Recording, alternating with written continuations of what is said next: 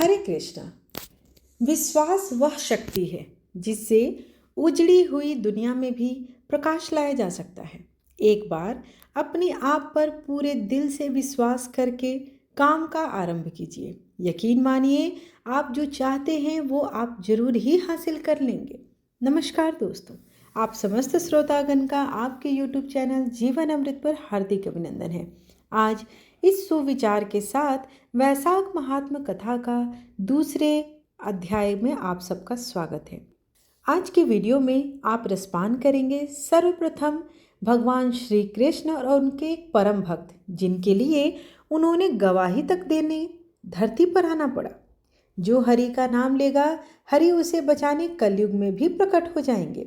ऐसी महान श्रद्धा का आस्था और प्रबल इच्छा शक्ति पर आज हम इस कथा के माध्यम से प्रकाश डालेंगे, जिसका पुराणों में भी वर्णन मिलता है। इसमें भक्त स्वयं ईश्वर के अटूट प्रेम से संबंधित बहुत सारी कथाओं का उल्लेख किया गया है, परंतु उन्हीं कथाओं में से एक यह कथा मैं आपको सुनाती हूँ। इसके अनुसार हमारे देश में साक्षी गोपाल नामक एक मंदिर से जुड़ी हुई एक कथा प्रचलित है। एक बार दो ब्राह्मण वृंदावन की यात्रा पर निकले। उनमें से एक वृद्ध था और दूसरा जवान था। मार्ग लंबा और अति कठिन था, जिस वजह से उन दोनों यात्रियों को यात्रा के दौरान कई कष्टों का सामना करना पड़ा। उस समय आज की तरह रेलगाड़ियां भी नहीं थी और ना ही आज की तरह कोई यातायात के साधन उपलब्ध थे। यात्रा के दौरान युवा ब्राह्मण ने वृद्ध व्यक्ति की खूब मदद की। इसकी वजह से वृंदावन पहुंचकर उस वृद्ध ब्राह्मण ने कृतज्ञता जताते हुए कहा कि हे युवक, तुमने मेरी खूब सेवा की है। मैं तुम्हारा अत्यंत कृतज्ञ हूँ। इस सेवा के बदले मैं तुम्हें पुरस्कार देना चाहता हूँ। पर उस युवा ब्राह्मण ने पुरस्कार लेने से मना कर दिया, जिसके बाद वृद्ध व्यक्ति हठ करने लगा। फिर उस वृद्ध व्यक्ति ने अपनी जवान पुत्री का विवाह उस ब्राह्मण युवक के साथ करने का वचन दे दिया। ब्राह्मण युवक ने वृद्ध व्यक्ति को समझाया कि ऐसा नहीं हो सकता, क्योंकि आप बहुत अमीर हैं और मैं बहुत गरीब ब्राह्मण हूँ। फिर भी वृद्ध व्यक्ति अपनी हठ पर अड़ा रहा और फिर कुछ दिन तक वृंदावन में रहने के बाद दोनों घर लौट आए।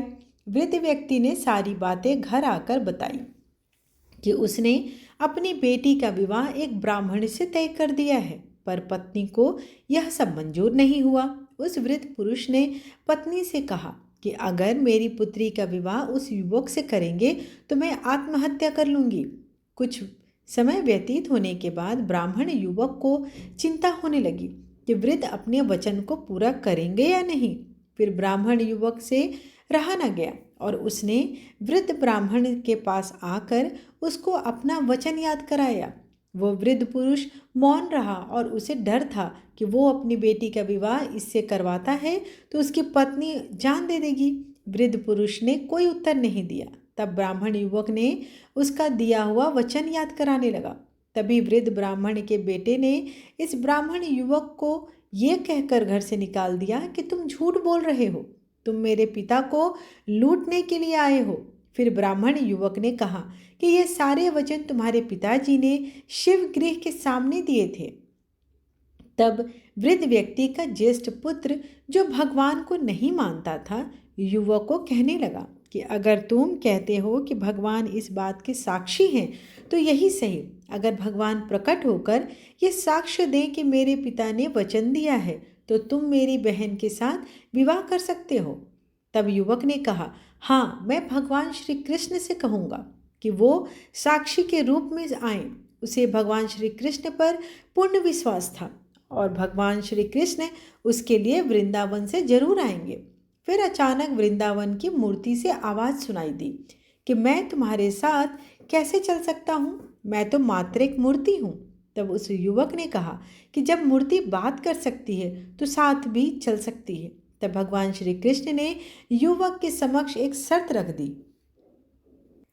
तुम मुझे किसी भी दिशा में ले जाना, मगर तुम पीछे पलट कर नहीं देखोगे।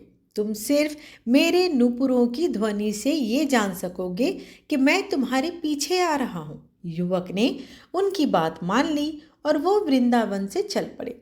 जिस नगर में जाना था वहां पहुंचने के बाद युवक को नुपुरों की ध्वनि आनी बंद हो गई। युवक ने धैर्य न धरकर पीछे मुड़कर देख लिया। मूर्ति वहीं पर स्थिर खड़ी हुई थी। अब मूर्ति आगे नहीं चल सकती थी क्योंकि युवक ने पीछे मुड़कर देख लिया था। वो युवक दौड़कर नगर पहुंचा, सब लोगों को इकट्ठा करके बोलने लगा कि देखो, भगवान श्री कृष्ण साक्षी रूप में आए हैं। लोग स्तब्ध थे कि इतनी बड़ी मूर्ति इतनी दूर चलकर कैसे आई। फिर भगवान श्री कृष्ण की मूर्ति ने सबके सामने ब्राह्मण युवक की गवाही दी। उसके बाद वृद्ध ब्राह्मण की पुत्री के साथ उसका विवाह संपन्न हुआ। विवाह के बाद उस युवक ब्राह्मण ने श्री विग्रह के समान में उस स्थल पर एक मंदिर बनवा दिया और आज भी लोग इस मंदिर में साक्षात श्री गोपाल की पूजा करते हैं। आशा करती हूँ कि आपको यह रोचक कथा पसंद आई होगी। आइए अब वैशाख महात्म्य कथा का दूसरा अध्याय श्रवण करते हैं। वैशाख मास सुख से साध्य पाप रूपी ईंधन को अग्नि की भांति जलाने वाला और अतिशय पुण्य प्रदान करने वाला तथा धर्म कर्म काम मोक्ष चारों पुरुषार्थों को देने वाला है। वैशाख मास में सब तीर्थ आदि देवता बाहर के जल में भी सदैव स्थित रहते हैं। भगवान विष्णु की आज्ञा से मनुष्यों का कल्याण करने के लिए वे सूर्योदय से लेकर 6 दंड अर्थात 2 घंटे 24 मिनट तक वहाँ मौजूद रहते हैं। सब दानों से जो पुण्य प्राप्त होता है, सब तीर्थों में जो फल होता है, उसी को मनुष्य वैशाख में केवल जल दान करके पा लेता है। यह सब दानों में बढ़कर हितकारी और वैशाख मास में प्रतिदिन भागवत के आधे या चौथाई श्लोक का पाठ करने वाला मनुष्य ब्रह्म भाव को प्राप्त हो जाता है। वैशाख महात्म्य के दूसरे अध्याय में नारद जी बोले, हे राजन, वैशाख के समान और कोई महीना नहीं, सतयुग जैसा दूसरा युग नहीं, वेद के समान शास्त्र नहीं, गंगा जी जैसा कोई तीर्थ नहीं, जलदान के समान दूसरा दान नहीं, पत्नी के समान दूसरा मित्र नहीं, खेती जैसा कोई धन नहीं, जीवन के समान कोई लाभ नहीं, उपवास जैसा दूसरा तप नहीं, दान जैसा सुख नहीं, दया के समान दूसरा धर्म नहीं, नेत्रों के समान कोई ज्योति नहीं, भोजन के समान कोई तृप्ति नहीं, खेती के समान कोई व्यापार नहीं, धर्म के समान कोई यश नहीं तथा आरोग्य के समान कोई हर्ष नहीं, केशव के समान कोई रक्षक नहीं और माधव के तुल्य इस संसार में कोई पवित्र नहीं। ऐसा परमो उत्तम वैशाख मास शेष साई भगवान को सदा प्यारा है। जो लोग भगवान के प्यारे इस महीना को बिना व्रत स्नान दान आदि किए व्यतीत करते हैं, वे धर्महीन होकर शीघ्र ही पशु योनि जाते हैं। उनका कुआं बावड़ी बनवाना, बगीचा लगवाना आदि सभी धर्म व्यर्थ हो जाते हैं। उनका कोई भी फल उन्हें प्राप्त नहीं होता। वैशाख मास में जल दान करना, छत्री दान करना, खड़ाऊ दान करना, पंखा दान करना, यह सब उत्तम है जो अवश्य ही करना चाहिए। वैशाख मास में नियम पूर्वक भोजन आदि करने से विष्णु भगवान की सायुज्य मुक्ति निसंदेह प्राप्त होती है। अनेक प्रकार के दान और व्रत करने के उपरांत वैशाख मास में केवल स्नान कर लेने से ही प्राणी आवागमन से छूट जाता है। सब दान करने के संपूर्ण तीर्थों में स्नान करने की अपेक्षा वैशाख मास में केवल जल दान करने से ही वह फल मिलता है। जल दान खुद करें या दूसरे से करवाएं, यह कर्म भी सब दानों से अधिक है। प्याऊ लगवाकर जलदान करने से देवता, पितर और ऋषि सब निसंदेह अत्यंत प्रसन्न होते हैं। थके हुए यात्री को प्याऊ से जल पीकर संतुष्ट होने से ब्रह्मा, विष्णु और शिव देवता प्रसन्न होते हैं। प्याऊ लगवाने वाला करोड़ों कुल का उद्धार कर विष्णु लोक को जाता है। वैशाख मास में कुटुंबी ब्राह्मण को जल से भरा घड़ा अवश्य देना चाहिए, उससे चातक की योनि प्राप्त होती है। हे राजेंद्र, प्यासे से महात्मा को शीतल जल पिलाने से 100 राजसूय यज्ञ कराने का फल मिलता है। वैशाख मास में धूप, परिश्रम और पसीना से व्याकुल ब्राह्मण को पंखा अथवा वस्त्र से हवा अवश्य करनी चाहिए तथा ताड़ का पंखा दान करना चाहिए। इससे दान करने वाला गरुड़ के समान हो जाता है और सब पापों से छूटकर विष्णु धाम को जाता है। पंखा दान न करने से अनेक प्रकार को नरक यातनाएं सहनी पड़ती है, वात रोग आदि पीड़ाएं भी भोगनी पड़ती है तथा संसार में पापी माने जाते हैं। हे राजेंद्र, आध्यात्मिक दुख की शांति के निमित्त वैशाख में छत्री का दान करना चाहिए। छत्री दान नहीं करने से छाया को तरसना पड़ता है और महाक्रूर पिशाच बनी पृथ्वी पर भटकना भी पड़ता है। वैशाख में खड़ाऊं दान करना, जूता दान करना यह बहुत श्रेष्ठकर माना जाता है। इनका दान करने से पृथ्वी पर करोड़ जन्म तक राजा होकर अंत में विष्णु लोक को प्राप्त होता है। दान न करने से संसार के दुख भोग कर नरक की यातना सहनी पड़ती है।